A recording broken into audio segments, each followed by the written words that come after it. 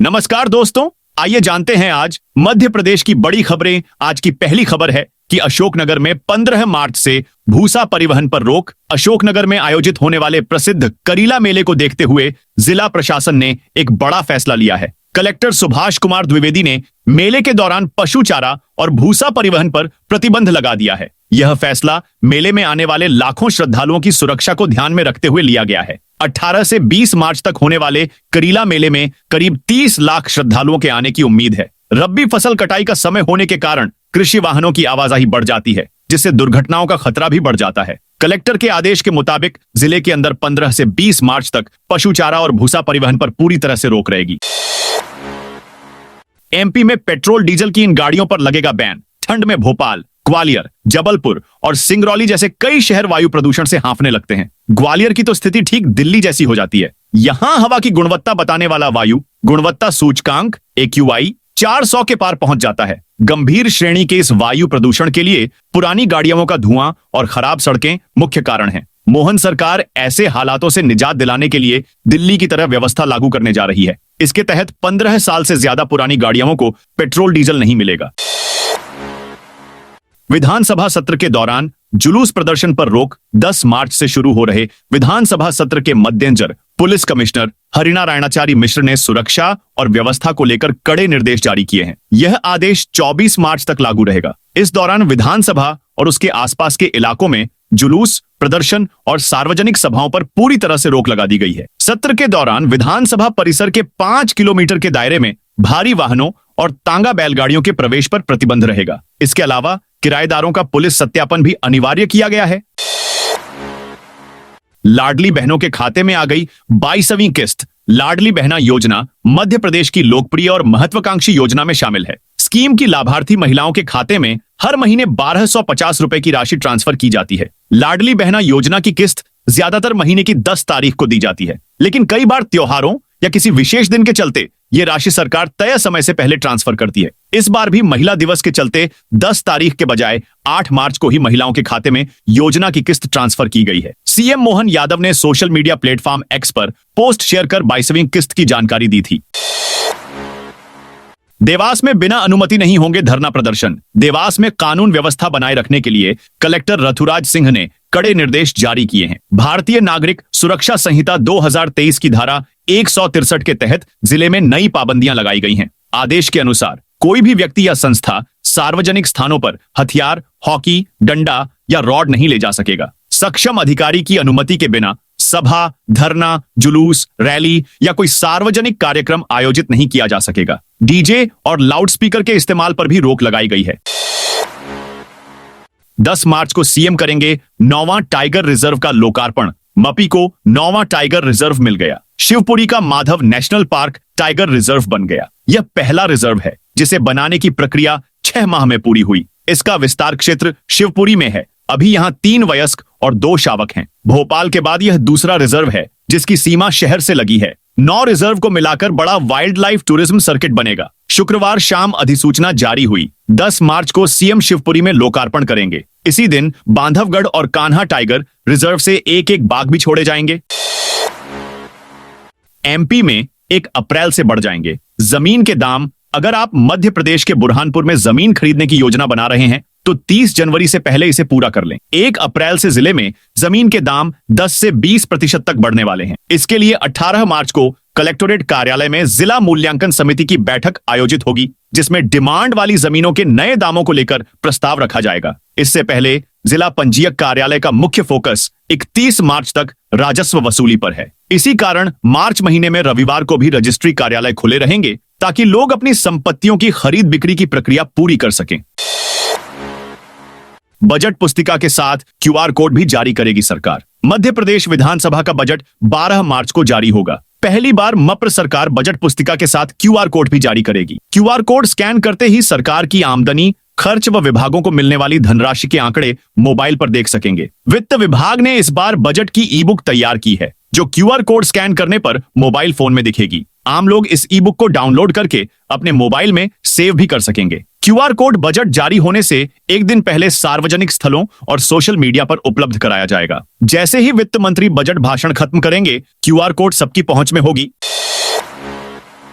महिला आरपीएफ जवान अब मिर्च स्प्रे से होंगी लैस। महिला यात्रियों की सुरक्षा को और प्रभावी बनाने के लिए भारतीय रेलवे ने एक अहम कदम उठाया है। रेलवे सुरक्षा बल आरपीएफ की महिला कर्मियों को अब मिर्च स्प्रे कैन से लैस किया जाएगा, जिससे वे आपातकालीन परिस्थितियों में अधिक सशक्त और प्रभावी ढंग से कार्रवाई कर सकेंगी। यह निर्णय विशेष रूप से महिला यात्रियों की सुरक्षा सुनिश्चित करने और महिला आरपीएफ कर्मियों को आत्मनिर्भर बनाने के उद्देश्य से लिया गया है।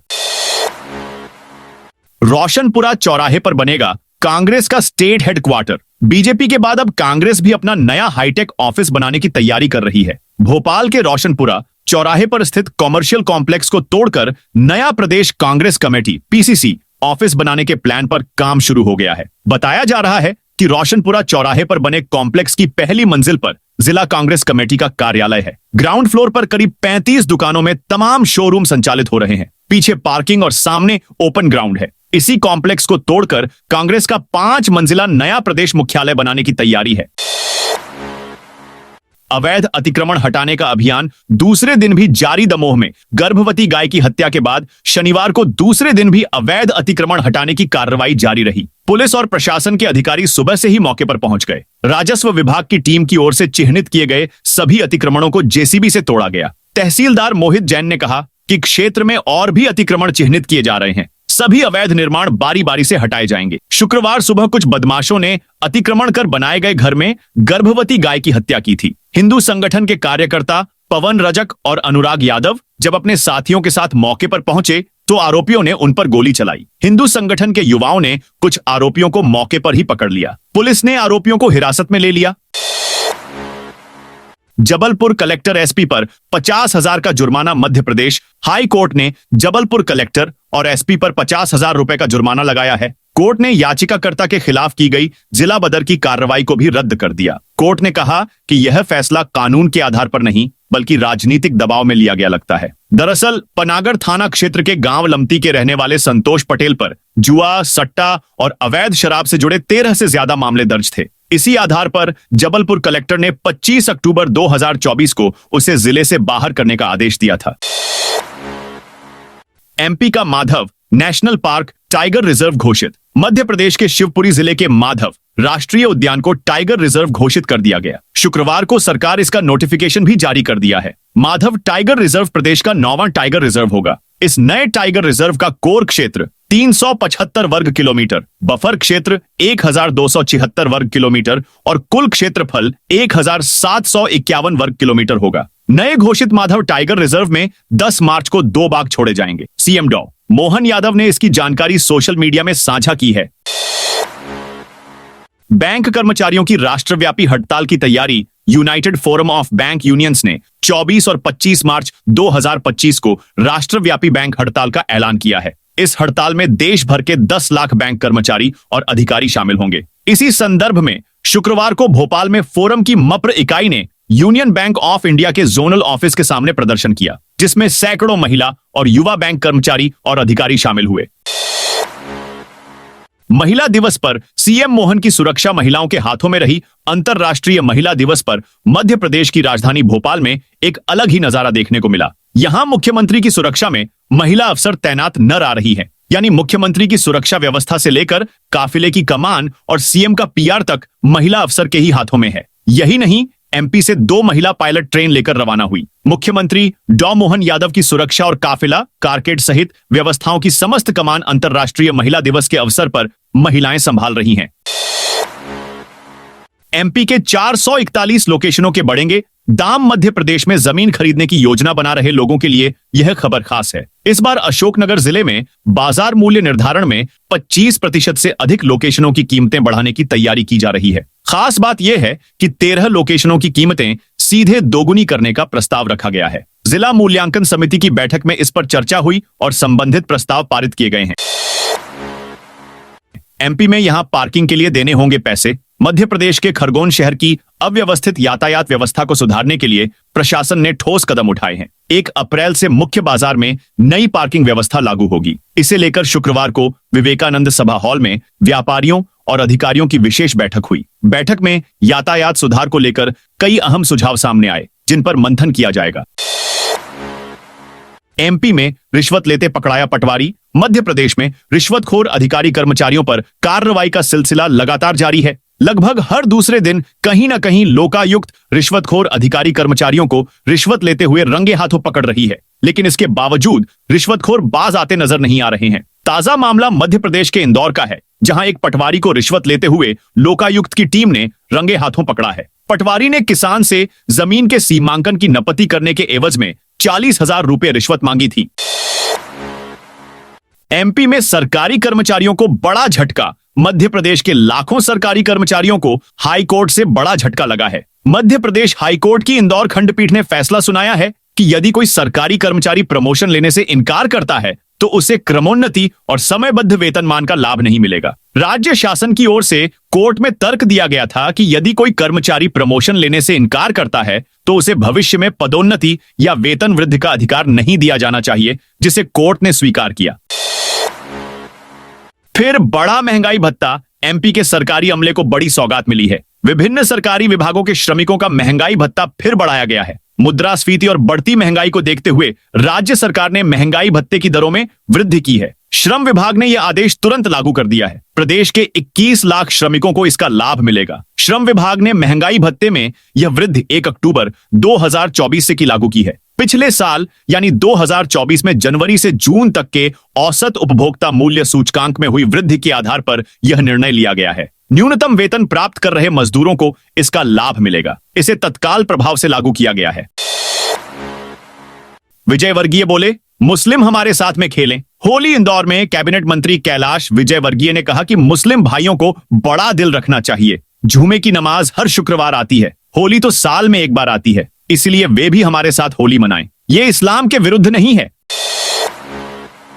शाजापुर में बोर्ड परीक्षा कॉपियों की जांच 13 मार्च से माध्यमिक शिक्षा मंडल भोपाल की 10वीं और 12वीं बोर्ड परीक्षा की कॉपियों का मूल्यांकन 13 मार्च से शुरू होगा। शाजापुर में शासकीय उच्चतर माध्यमिक विद्यालय और उत्कृष्ट विद्यालय में यह कार्य किया जाएगा। जिला शिक्षा अधिकारी विवेक दुबे ने बताया कि शिक्षा विभाग ने तैयारियां पूरी कर ली हैं। केंद्राध्यक्षों की ऑनलाइन बैठक भी हो चुकी है। 9 मार्च को मूल्यांकनकर्ता शिक्षकों की बैठक होगी। इसमें उन्हें कॉपी जांचने की प्रक्रिया और सावधानियों का प्रशिक्षण दिया जाएगा। 11 मार्च को विषयवार कॉपियां आएंगी।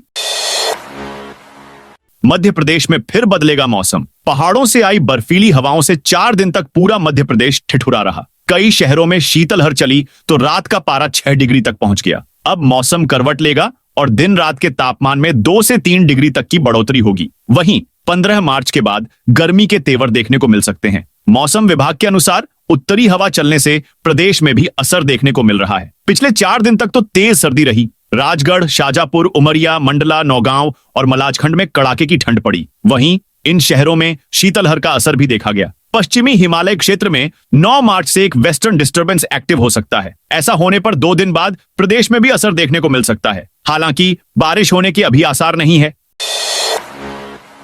सतपुड़ा टाइगर रिजर्व में 7वां पक्षी सर्वे आज से। सतपुड़ा टाइगर रिजर्व के घने जंगलों में 7वां पक्षी सर्वे 9 मार्च से शुरू होगा। 11 मार्च तक 11 प्रदेशों से आए 75 से ज्यादा पक्षी विशेषज्ञ जंगल में सर्वे करेंगे। जंगल में सर्वे करने वाले विशेषज्ञों की टीम के साथ एसटीआर के अमले को तैनात किया जाएगा। अधिकारी कर्मचारी विशेषज्ञों को जंगल की जानकारी देंगे। 40 कैंपों में 3 दिन तक रहेंगे।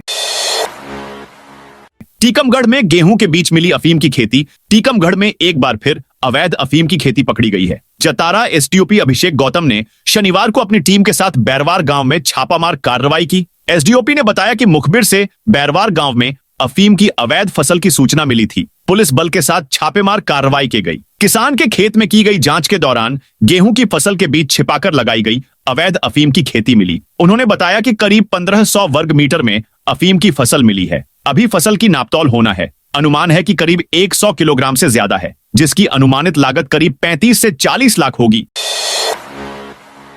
मंत्रालय कर्मचारियों के नए परिचय पत्र बनेंगे। सामान्य प्रशासन विभाग जीएडी मंत्रालय में कार्यरत सभी अधिकारियों और कर्मचारियों के नए परिचय पत्र बना रहा है। इस संबंध में विभाग के अवर सचिव मनोज श्रीवास्तव ने सभी विभाग प्रमुखों को पत्र लिखा है। श्रीवास्तव ने सभी अपर मुख्य सचिव, प्रमुख सचिव और सचिवों को भेजे पत्र में उनसे विभागों में पदस्थ अधिकारियों और कर्मचारियों की विस्तृत जानकारी मांगी है। उन्होंने सभी विभाग प्रमुखों से यह जानकारी जल्द से जल्द उपलब्ध कराने का अनुरोध किया है। ऑटो चालकों के लिए शुरू होगी ई रिक्शा योजना। नगरीय विकास और आवास विभाग अब ई रिक्शा योजना शुरू करेगा। इस योजना में 55 साल तक के ऐसे लोगों को लाभ मिल सकेगा जो पहले से ऑटो रिक्शा चला रहे हैं और जिनके पास लाइसेंस है। इसके लिए प्रदेश में 3,500 ऑटो रिक्शा चलाने वालों को प्रमोट कर ई रिक्शा सुविधा से जोड़ा जाएगा। नगरीय निकायों में मुख्यमंत्री ई रिक्शा योजना का निरंतर वर्ष 2027 से 28 तक क्रियान्वयन किया जाएगा। मुख्यमंत्री ई रिक्शा योजना के अंतर्गत शहरी गरीब महिलाओं को विशेष रूप में लाभ प्रदान कर शासन के नारी सशक्तिकरण मिशन को बल प्रदान किया जाएगा। तो दोस्तों, ये थी आज मध्य प्रदेश की बड़ी खबरें। आप इस वीडियो को कौन से जिले से देख रहे हैं, उस जिले का नाम कमेंट में लिखें।